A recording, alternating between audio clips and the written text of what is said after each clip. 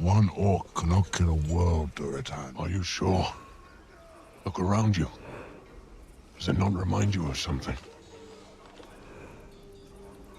Wherever Gul'dan works its magic, the land dies.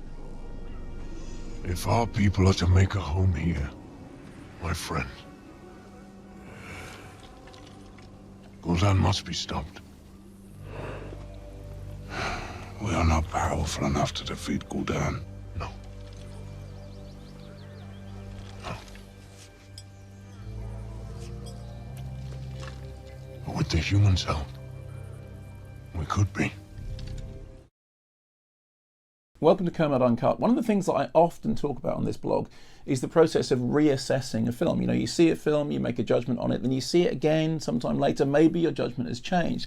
And I've talked before about how my view on certain films has changed over time. I talked at one point about watching Cloud Atlas 3 times before it started to make sense, and actually now I'm rather fond of that film. Well, one of the great things about DVD and Blu-ray is that they offer us a chance to reassess movies. Now, coming out DVD and Blu-ray in a week or so's time is Warcraft, the fantasy adventure directed by Duncan Jones, whose previous movies, Moon and Source Code, I absolutely love. When Warcraft came out, it was not well received by critics. In fact, it was pretty poorly reviewed, although I actually rather liked it. I mean, despite the fact that I knew nothing about the game, and I'm not somebody who generally kind of connects with movies based on computer games, I liked the story. I liked the fact that it was very even-handed in the way that it dealt with the orcs and the humans. I liked the gender politics of it. I liked the fact that all the female characters was as strong as or stronger than the male characters. I liked the fact that although there was a lot of warfare and a lot of sort of crunchy battle, that it was really about families, about fathers and sons and mothers and the bonds that those relationships bring up. And I thought it dealt with all those things very well. I was emotionally engaged. I mean, yes, it was a sort of swirling spectacle, and yes, it occupied a fantasy land that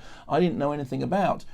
But for me, it worked more than I thought it was going to, because it did seem to have some sense of heart and soul. It's a huge franchise, but I thought that Duncan Jones had given it a sense of personality. Well, the film's coming out very soon, as I said, on DVD and Blu-ray, and I hope that other critics get a chance to go back and look at it, because I have the suspicion that when Warcraft first came out, one of the reasons that critics were hostile to it was the way in which it was shown to the press. You may know this story, but Warcraft was basically withheld from the press until the very last moment, and there were embargoes in place that made no sense at all. We all had to sign embargoes saying we wouldn't talk about it until after a certain date, and then the film opened in some foreign territories, which made those embargoes completely unworkable. It actually wasn't screened here in the UK as an FDA screening until the very day that it opened. Now, I'm not saying that what happened here was that critics reacted to the fact that they hadn't been able to see the film in timely fashion.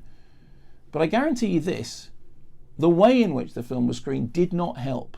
It did not engender a sense of goodwill toward the movie.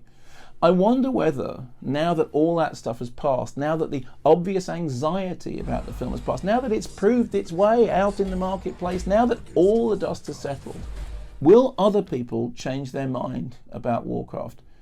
I always thought it was a pretty decent film, certainly much better than I had expected, and I have the suspicion that other critics, if they give it the time, may change their mind too.